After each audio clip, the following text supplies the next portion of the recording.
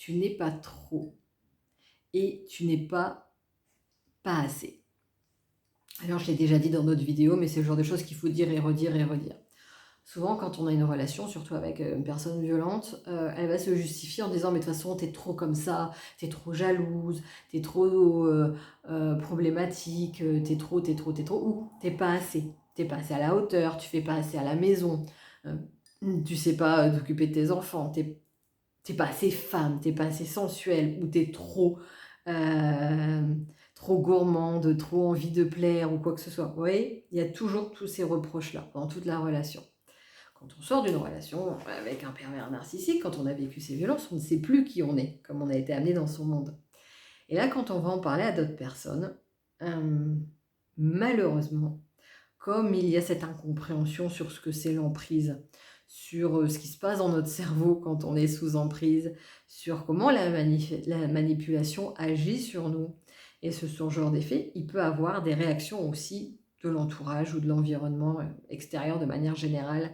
Dire: «Mais là, t'aurais dû partir», ou quoi que ce soit. Ce qui fait que soi-même, on devient en disant: «Bah oui, j'étais pas assez forte», ou là, bah, j'étais trop dépendante, ou ci ou ça. Et finalement, il y a cette intégration à l'intérieur de soi de «je suis trop» ou «je ne suis pas assez». Et c'est là que le bât blesse, parce que forcément, quand on pense de cette manière-ci, bah, c'est une belle croyance. Donc je vous invite à regarder ma vidéo sur le conditionnement invisible, parce que c'est ce qui parle des croyances. Et bien là, ça veut dire que finalement, il va avoir toute sa vie, comme je le disais, ce conditionnement. Quoi qu'il va se passer, peu importe les personnes qu'on va rencontrer, on va penser: «Je suis trop» ou «Je suis pas assez». Et de ce fait-là, il va avoir cette difficulté à juste être. Et c'est là tout l'enjeu, quand on se fait accompagner, c'est de prendre du recul en fait et d'apprendre à s'accueillir tel qu'on est. Ça ne veut pas dire qu'on est parfait, en fait, pas du tout.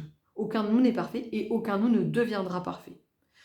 Par contre, apprendre à accepter en disant: «OK, là, j'en suis là». Ça ne veut pas dire que je ne vais pas évoluer, ça ne veut pas dire que je ne vais pas apprendre de nouvelles choses, ça ne veut pas dire que je ne vais pas me mettre en paix avec certaines situations dans ma vie. Au contraire, on est en continuelle évolution. Et quand on se fait accompagner, bah, quand on traite un trauma, ça va forcément avoir de l'influence sur soi.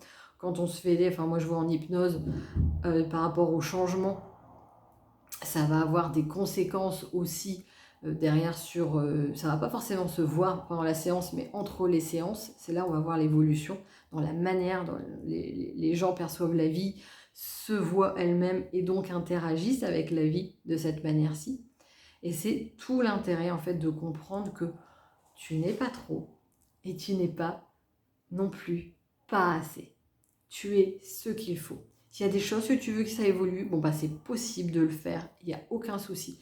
Mais pour autant, avoir cette bienveillance envers soi, d'apprendre à s'accueillir et de ne pas laisser la perception extérieure, parce que pour n'importe qui, en dehors même d'une relation toxique, il y aura toujours quelqu'un qui trouvera qu'on est trop ceci ou qu'on n'est pas assez cela. Parce que les gens sont continuellement en train de juger. Ok, bon bah voilà, comme là moi je suis en train de faire un jugement sur les gens. Ok, maintenant ça c'est la perception de chacun, ça c'est le job de chacun.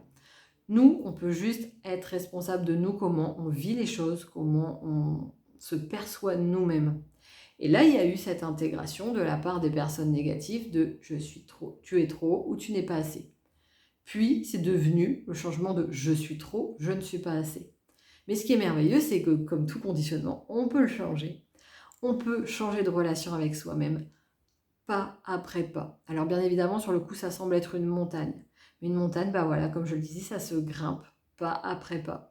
Parfois, il y a besoin de l'aide d'un guide, et c'est tout le but d'un accompagnant. Là, moi, quand on vient me voir, je vais pas me dire, ah bah là, tu vas aller à tel endroit, ou dans telle prairie, ou à telle montagne. C'est toi qui me dis, voilà, moi là, c'est cette montagne-là que je veux monter. Ok, bah vas-y, on y va ensemble. Et c'est là tout le rôle d'un accompagnement, c'est que vous savez les ressources que vous avez en vous, même si vous n'avez pas conscience. Vous savez ce qui est bon pour vous, même si vous n'avez pas conscience. Et mon rôle en tant qu'accompagnateur, c'est de vous guider pour que vous découvriez vos ressources, que vous découvriez ce que vous voulez vraiment, que vous découvriez votre propre force et que ce soit vous qui restiez maître de votre vie en justement reprenant cette force qui a été enlevée dans ce quotidien de violence avec le ou la pervers narcissique, parce que c'est ce qu'il fait. Et donc moi j'appelle ça reprendre son pouvoir personnel et ainsi vivre, tout simplement. Donc n'hésitez pas à me dire ce que vous en pensez. Je vous souhaite une excellente journée. Si vous avez des questions ou si vous avez vous-même un sujet que dont vous voulez que je fasse une vidéo, n'hésitez pas à le mettre.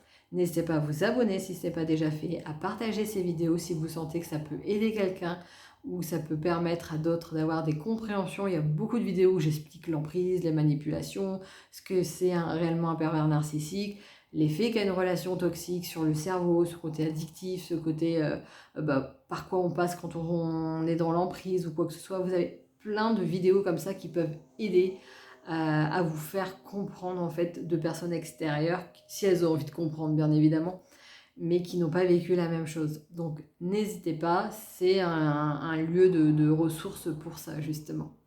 Excellente journée et à bientôt.